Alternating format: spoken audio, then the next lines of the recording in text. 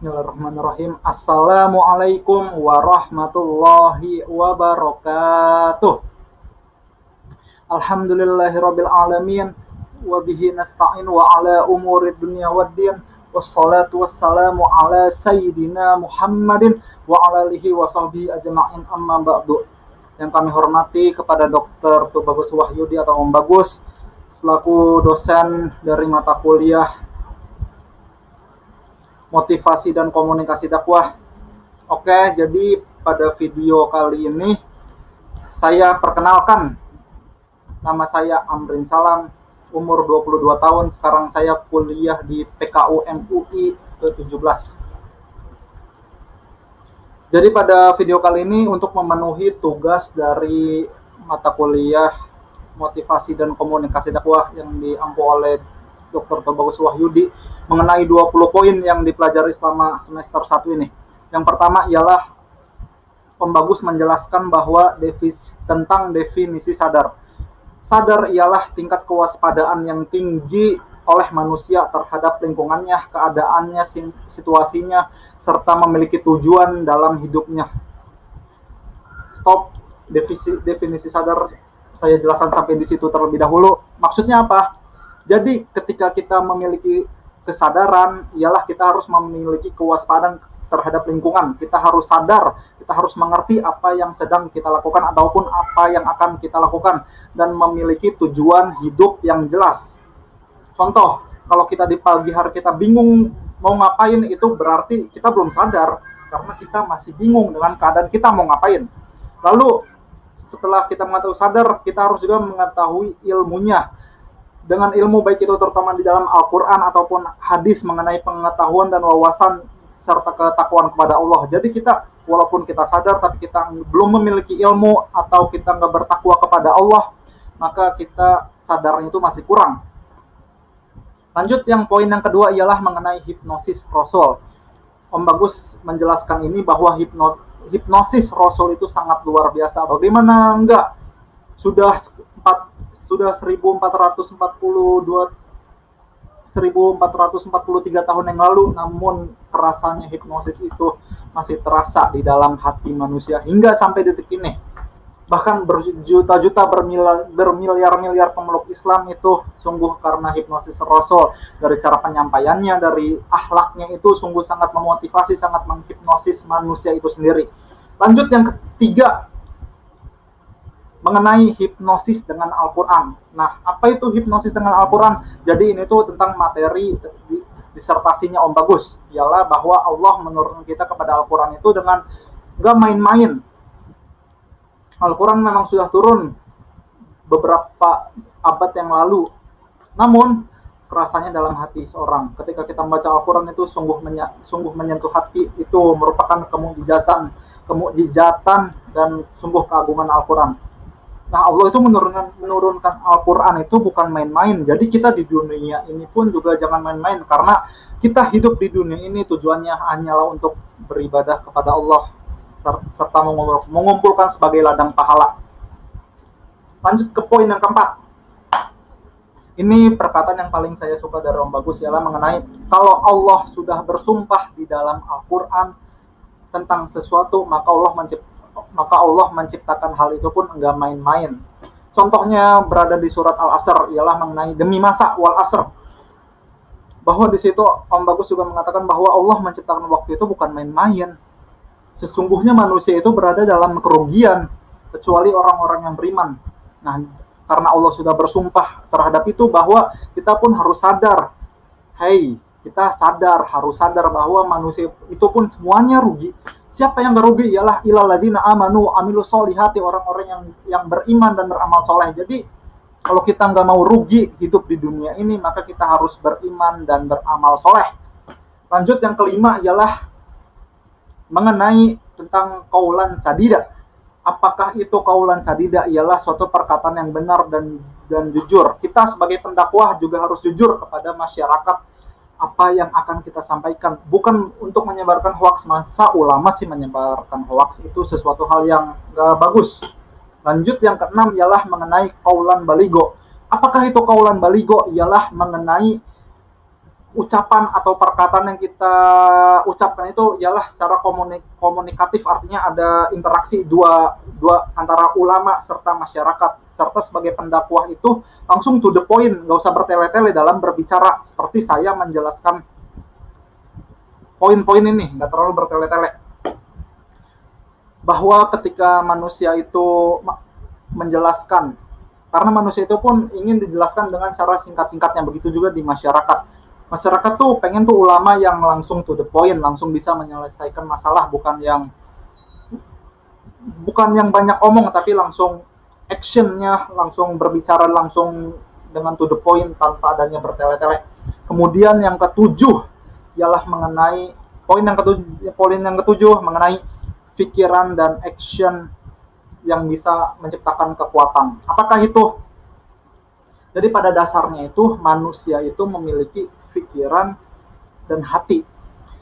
Pikiran itu sesuatu untuk mengubah takdir, karena dengan pola pikir, dengan pemikiran kita itu kita bisa mengubah takdir kita sendiri. Kita tahu mana yang bisa kita lakukan dan tahu mana yang nggak bisa kita lakukan. Sementara hati itu ialah untuk menerima takdir, karena bagaimanapun ketika kita mengalami kegagalan itu mainnya tuh ke hati, karena hati itu tempat untuk menerima takdir, menerima apa yang nggak bisa kita lakukan. Begitu juga dengan pikiran dan action. Setelah kita dengan takdir tersebut, kita harus melakukan action untuk bisa takdir itu untuk terjadi. Jadi pikiran dan action itu memiliki kekuatan untuk mengubah takdir kita sendiri dengan izin Allah ya. Apakah itu dengan 4 hal kekuatan itu? Yang pertama ialah mengenai ucapan. Jangan sembarang berbicara ketika kita mengucapkan sesuatu hal, karena bisa jadi itu Allah mengabulkan apa yang kita ucapkan. Perkataan juga disebut sebagai doa kan, bukan seperti itu kan? Jadi ketika kita mengucapkan itu jangan berbohong, jangan asal ngomong, karena walaupun bercanda itu bisa sebagai takdir. Jujur saya juga sering mengalami itu ketika saya berbicara, ketika saya bercanda nih sama teman saya, kadang tuh justru malah jadi kenyataan padahal niatnya bercanda. Itu emang the power of ucapan itu sungguh luar biasa. Yang kedua ialah mengenai diulang atau sering diistiqomahkan. Baik diistiqomahkan secara lisan, secara ucapan, ataupun diistiqomahkan secara action. Jadi ketika kita sudah mengucapkan apa yang kita ucapkan, itu harus sering diistiqomahkan. Seperti zikir dan sholat itu tuh istiqomah kita mengucapkan, kita lakukan setiap hari.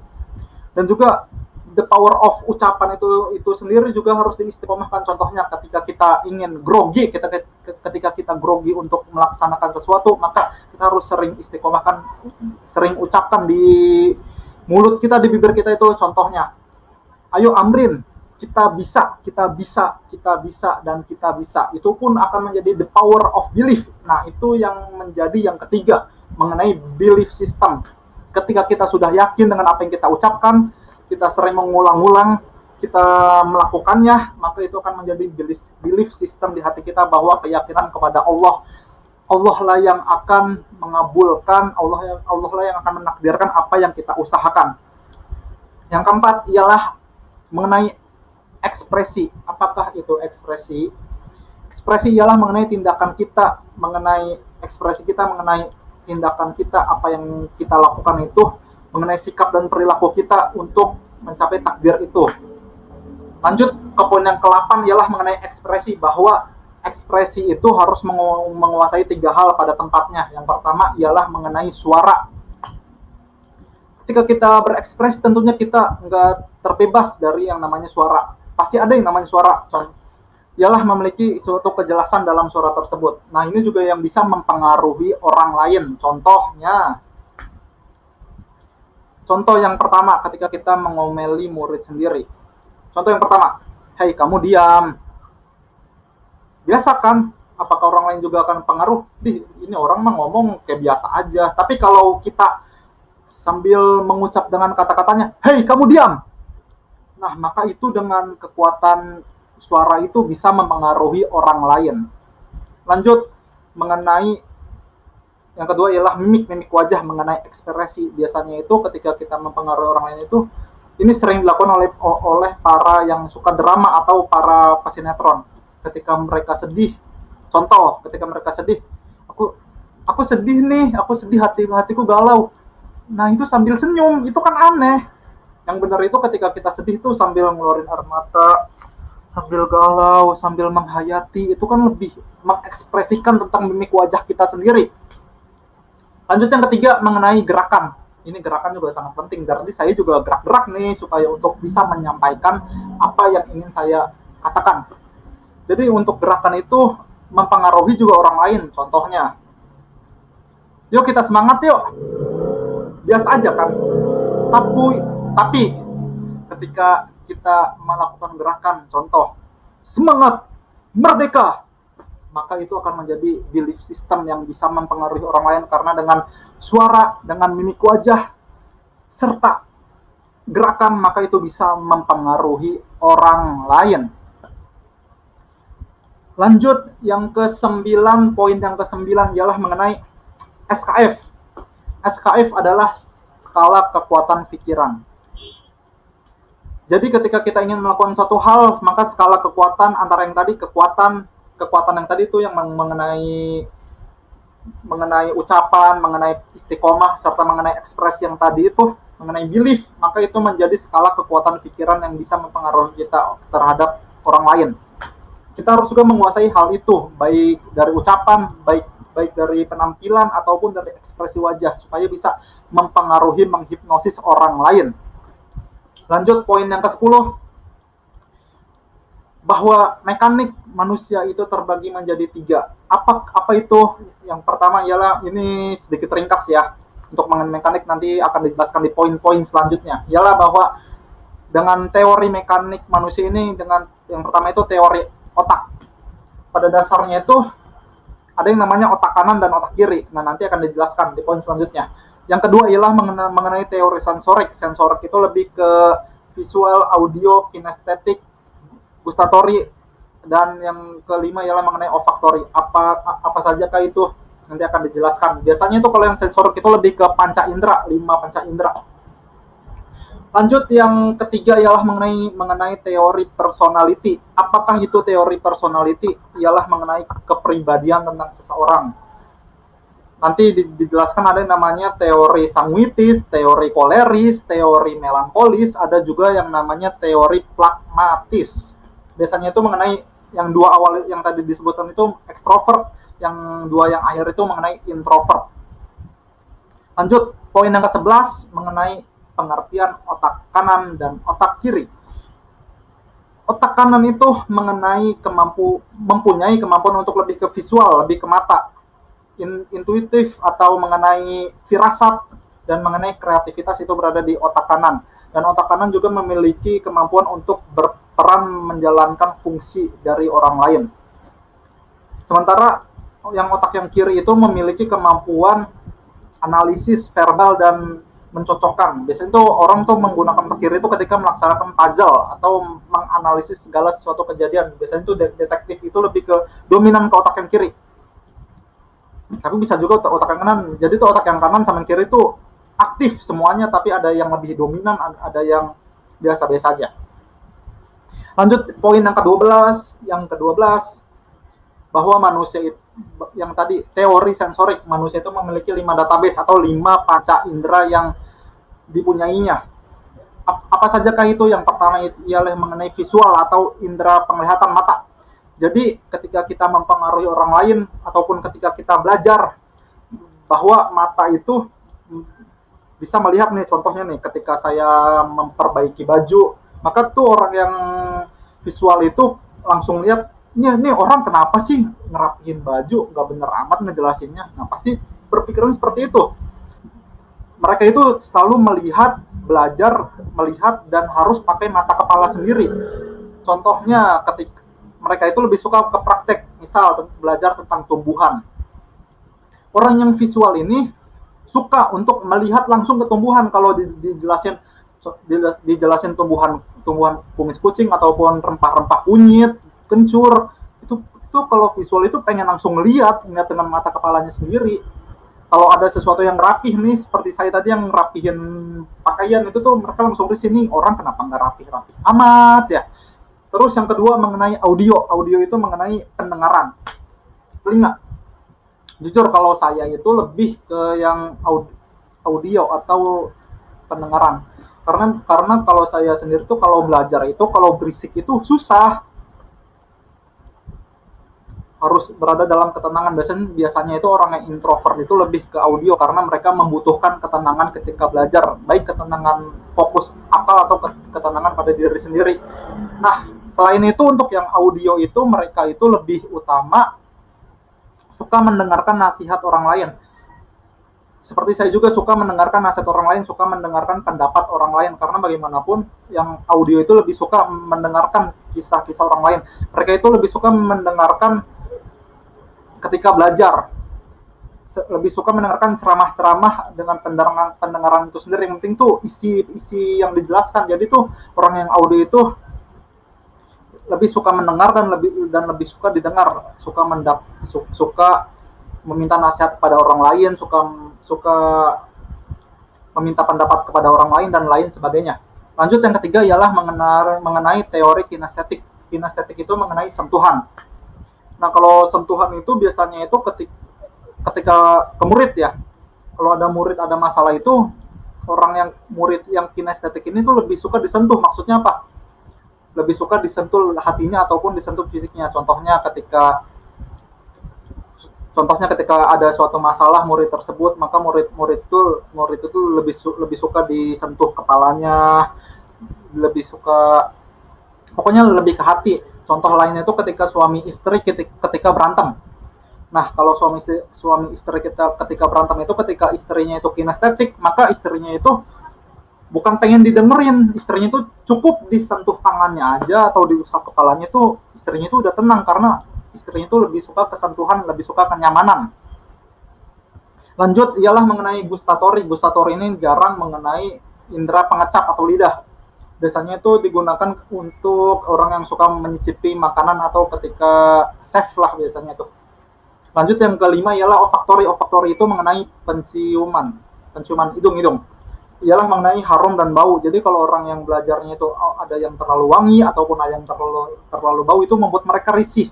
Ya tergantung orangnya sih. Kadang orang yang olfaktori itu ada yang over berlebihan, suka yang wangi-wangi. Namun ada juga yang risih, yang terlalu wangi, tergantung dari sifat orang tersebut.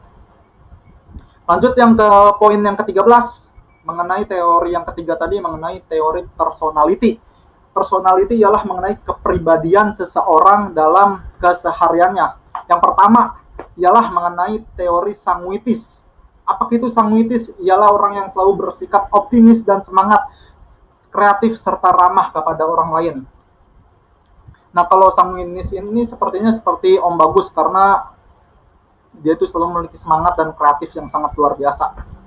Yang kedua ialah mengenai koleris. Koleris itu suka menjadi pemimpin, mengatur dan membuat aturan. Nah, ini tipe orang yang pemimpin itu disebut koleris. Nah, biasanya koleris itu memiliki mandiri yang kuat, bahkan perfeksionis. Nah, yang kedua awal tadi itu sanguinis sama yang koleris itu lebih ke ekstrovert atau lebih suka bergaul dengan yang lain. Yang ketiga, yang keempat itu lebih ke introvert, yaitu melankolis. Jujur kalau saya itu lebih ke melankolis, lebih ke perasaan, lebih mengutamakan perasaan dan kebaikan hati. Biasanya orang yang melankolis itu pendiam namun pemikir. Ya kalau diri saya jujur emang melankolis itu lebih suka pendiam, lebih suka tapi pemikir. Nah, seperti yang tadi yang audio visual itu, kalau saya itu lebih suka mendengar orang lain, lebih suka mendengar pendapat orang lain, dan saya juga itu lebih ke pendiam namun lebih ke pemikir juga. Jadi dengerin apa yang orang lain omongin sambil kita pikir, terus kita diam sambil mikir. Lanjut yang keempat ialah mengenai pragmatis. Pragmatis itu ialah pembawaan yang disukai banyak orang, namun mereka itu memiliki sifat yang tenang. Jadi itu pragmatis ini berada ketenangannya di atas yang melankolis. Mereka yang pragmatis ini nggak terlalu pendiam, namun mereka bisa menjadi tenang. Walaupun mereka juga disebut sebagai introvert. Nah, yang pragmatis ini bisa mengetahui kapan dia bicara, kapan dia menjadi tenang, kapan dia menjadi pendiam.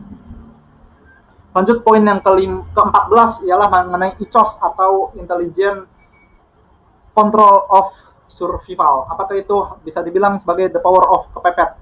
Jadi tuh manusia itu memiliki kemampuan untuk bersurvival ketika dalam keadaan yang kepepet. Tapi dalam pemicu prestasi.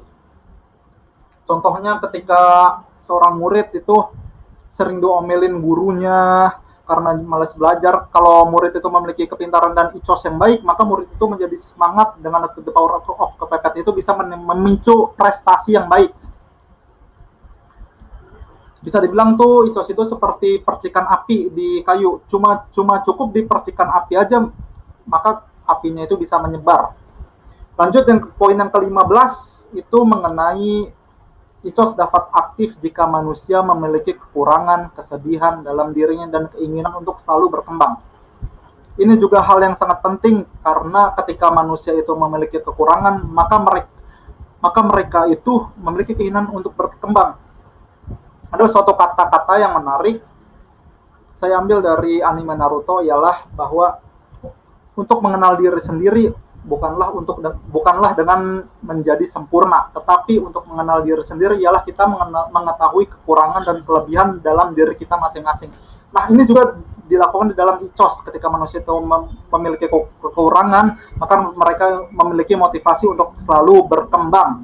Lanjut poin yang ke-16 ialah bahwa manusia itu Allah menciptakan rasa takut kepada manusia itu supaya Allah mengetahui semangat hambanya itu ketika mereka merasa takut untuk mengujinya, apakah mereka itu kembali bersemangat ataukah mereka itu selalu down.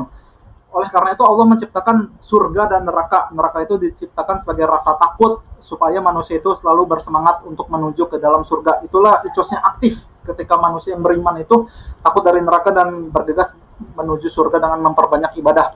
Lanjut yang ke-17 ialah cara untuk mengaktifkan icos. Jadi yang pertama itu memiliki keimanan juga ya. Yang kedua ialah memiliki cita-cita dan keinginan yang kuat. Ini cara untuk mengaktifkan icos. Pernah dijelaskan juga kalau ketika manusia memiliki tekad yang kuat, memiliki keinginan yang kuat untuk mengubah dirinya sendiri dari kesedihan, maka itu ialah orang-orang yang akan sukses nanti di masa depan.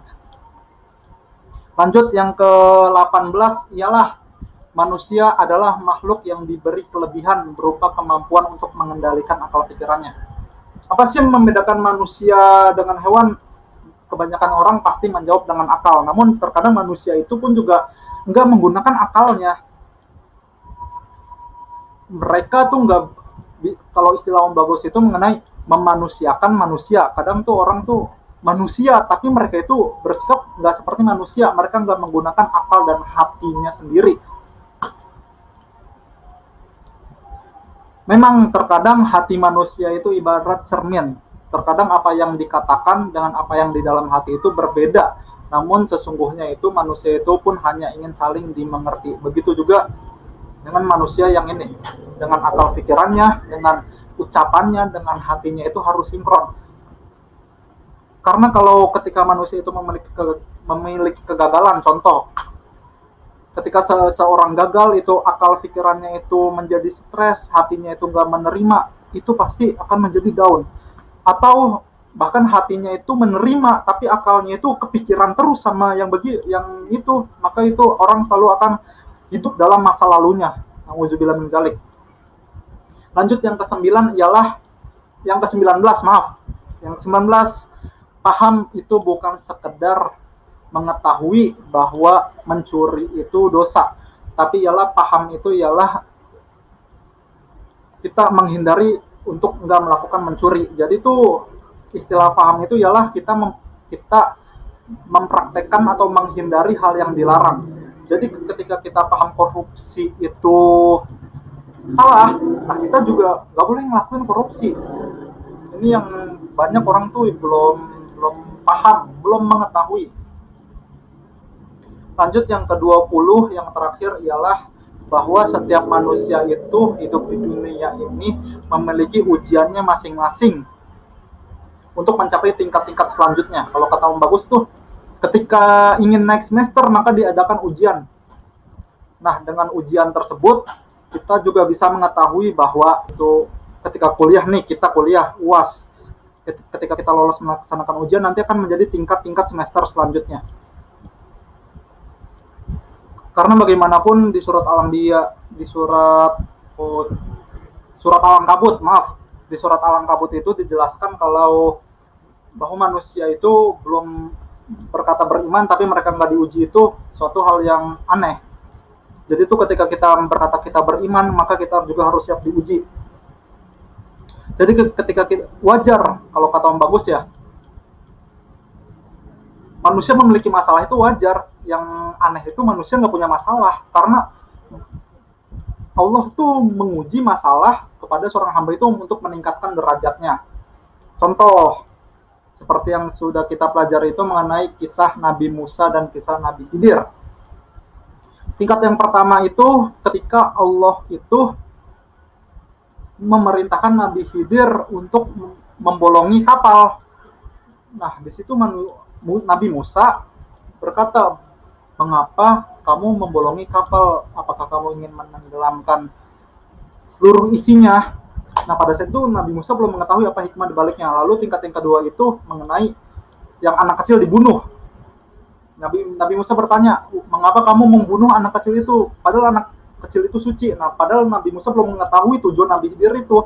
Yang ketiga ialah mengenai tentang didirikannya tembok.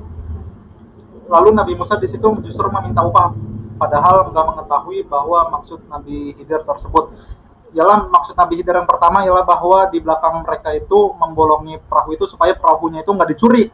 Yang kedua ialah bahwa bayi itu nanti suatu besar itu akan mencelakakan orang tuanya. Yang ketiga itu bahwa tembok yang didirikan oleh Nabi Khidir itu di dalamnya itu ada harta kepada anak yatim. Jadi ketika kita menjalani musibah, ketika kita Allah menimpakan ujian dan musibah kepada kita, itu tuh kita harus bisa memikirkan dengan akal dan hati kita itu bahwa pasti Allah itu dengan ujiannya itu memiliki tujuan dan maksud lain, walaupun kita tuh nanti belum tahu, nanti akan Allah jelaskan tujuannya itu ketika nanti akan di masa depan.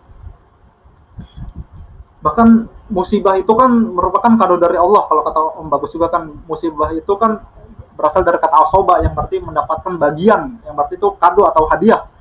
Jadi itu kalau musibah itu Allah turunkan itu juga sebagai hadiah buat kita. Intinya apa? Kalau kita lolos ujian, kalau kita lolos musibah, maka berarti kita akan menjadi seorang hamba yang beriman dan mendapatkan hadiah nanti kelak, bisa di dalam surga ataupun balasan yang lainnya.